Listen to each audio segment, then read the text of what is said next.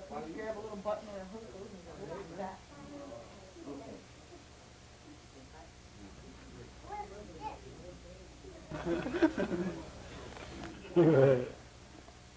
Tom is Norwich Indian. Yeah, Mody's from Norwich now. That crackle pop. They're on to me though. They don't even look at you anymore. Snap crack.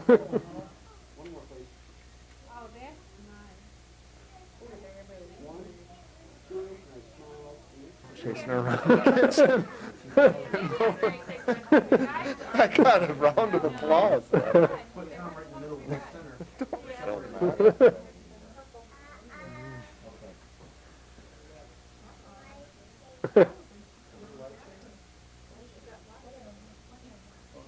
You're in the picture. Oh, I'm in the picture? Yeah, there she is.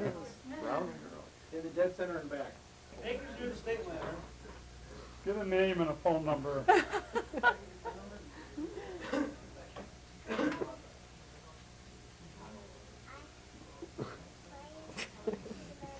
I said it was great doing it here at the house, but You ever get maybe this many calls at Saturdays? yeah. Hurricanes before.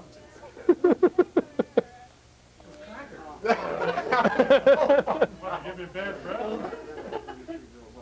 No, I didn't eat that, but I know I'm sorry. Everybody, 4 beers already? You serious? Oh, man. Lucky the table isn't up on a stage. Big little stools. Tina. Back there, deep, right? Deep back there, and when I get up here, right? Nice luck, Frank. Yeah, this was Tina. What I want to know, I want to find a spot where it's comfortable. The chandelier. Right there. So if she comes here and leans a little bit in, that'll even it out and work. It's going to fit a gap, but there's not much you can do about that. Quickly.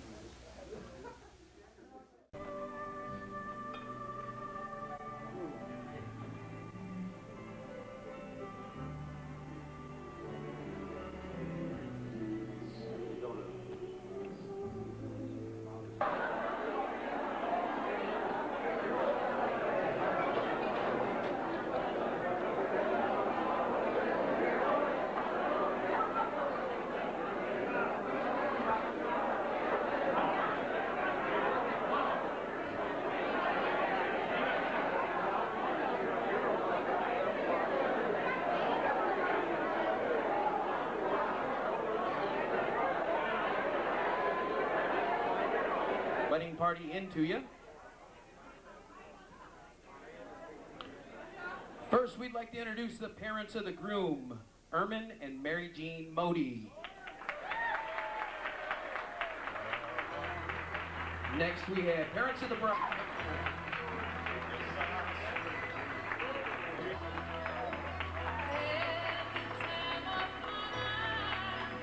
Following them, bridesmaid Barbara Wade, escorted by usher Mark Nagolian. Next we have bridesmaid Agnes Eaton, escorted by usher Pete Snyder. Following them, bridesmaid Tina Franklin, escorted by usher Scott Braun.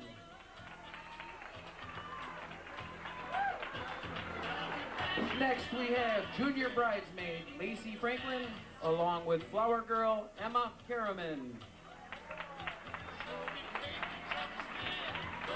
We're getting closer. Maid of honor Sandy Karaman, escorted by best man Peter Karaman.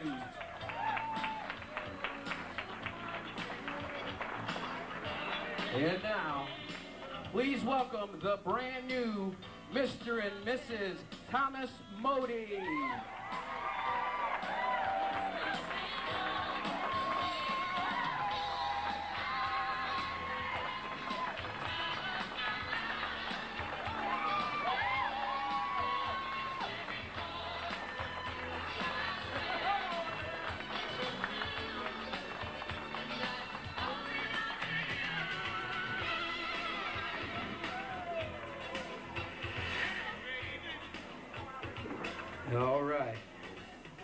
go right into the bride and groom dance.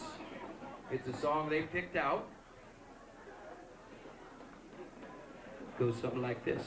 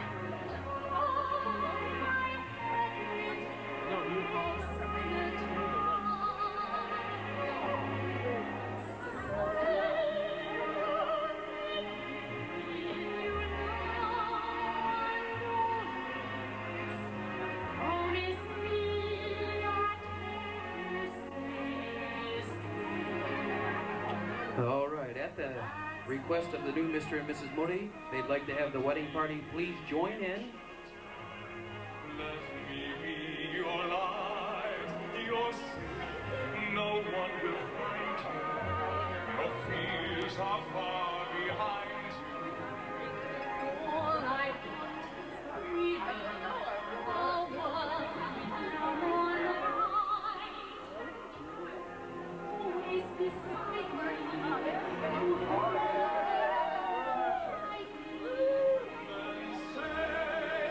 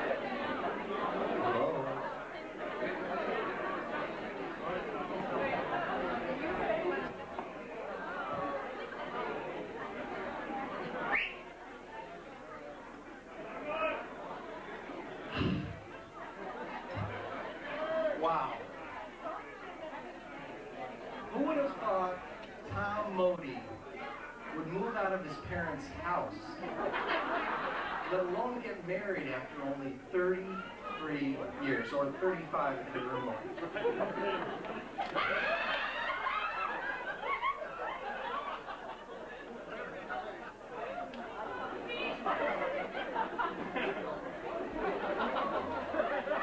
Okay, is that enough? Lisa Mody must be something special. My wife Sandy and I socialize with Tom and Lisa quite often, and frankly, we're concerned. We have never seen a couple thrive on so many practical jokes.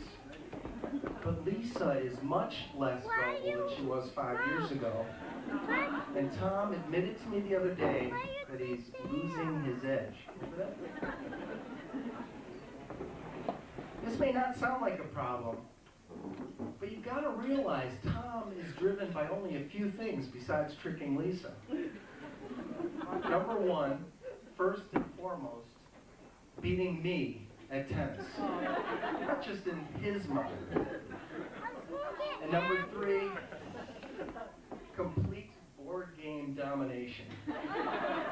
Which unfortunately does happen quite often. Tom is constantly scheming up ways to fool Lisa, who has now become dependent on it. Tom has even gone so far as to beg his family for assistance.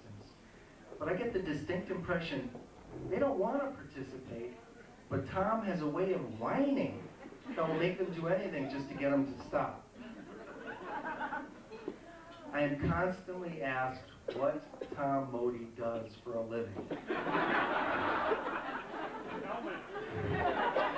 Ern wants to know too. One might say all this tomfoolery has become his real job. Not web page designing or sale of speed pitching booths or guitar cables over the internet.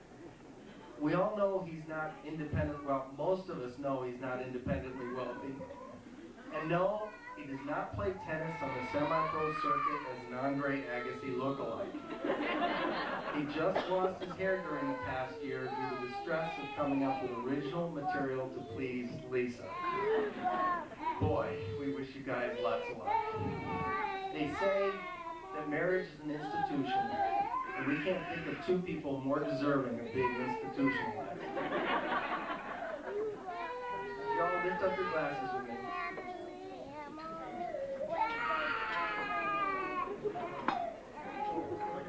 Tom and Lisa, may your love be modern enough to survive the times and old-fashioned enough to last forever. Cheers.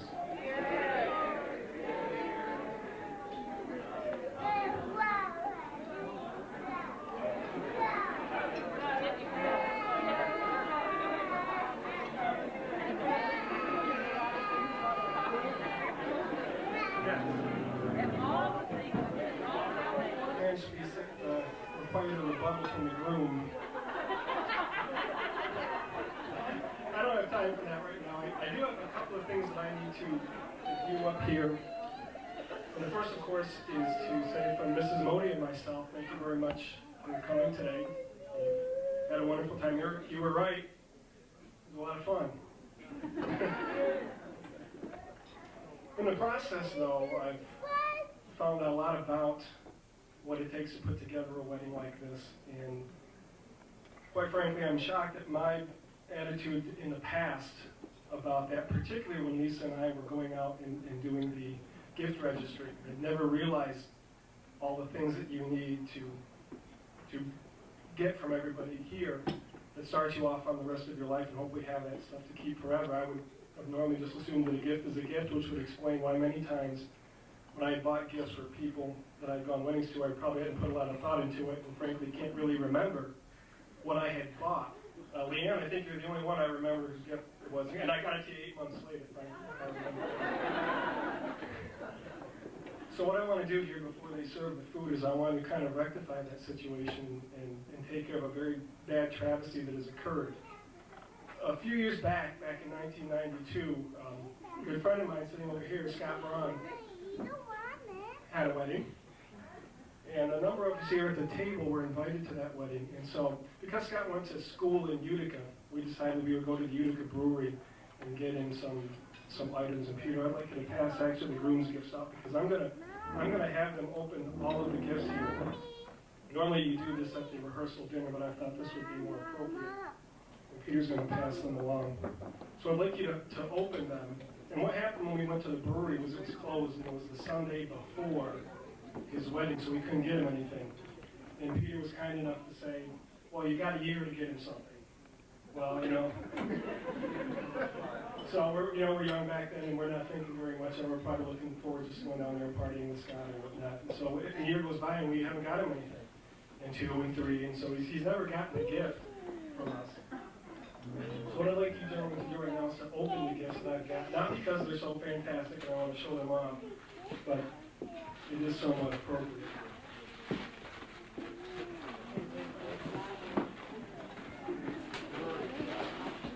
Well, they're very average gifts for a groom's party. As you'll notice when you open them, there are actual glasses from the Utica Brewery. And they're Pilsner glasses along with a t-shirt, but take your glass out there. I'll get to the t-shirts later. And you'll notice that each one of you has 3 glasses in your box, except for Scott. Scott, you have 2.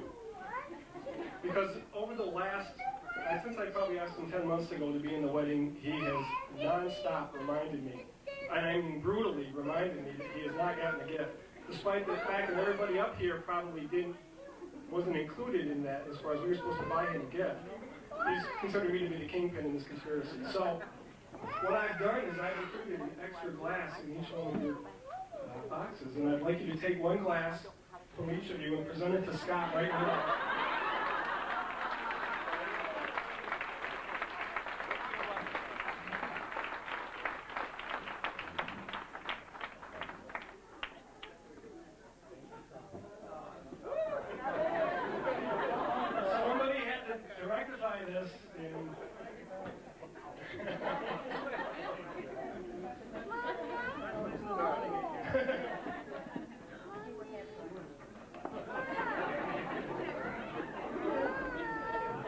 So even though I have not remembered and maybe not done a very good job of buying gifts, I have at least publicly taken care of maybe the biggest travesty that's ever happened at a wedding, which is getting you the items. I don't want to hear any more emails. I don't want any phone calls.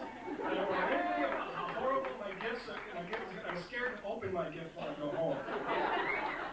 I won't tell you what's in it, but he told me I shouldn't keep it near the window when it gets hot. So, but anyway, really, Scott, you're taken care of. I hope everybody else here is taken care of, and Lisa and I really appreciate you coming out. Have a good time.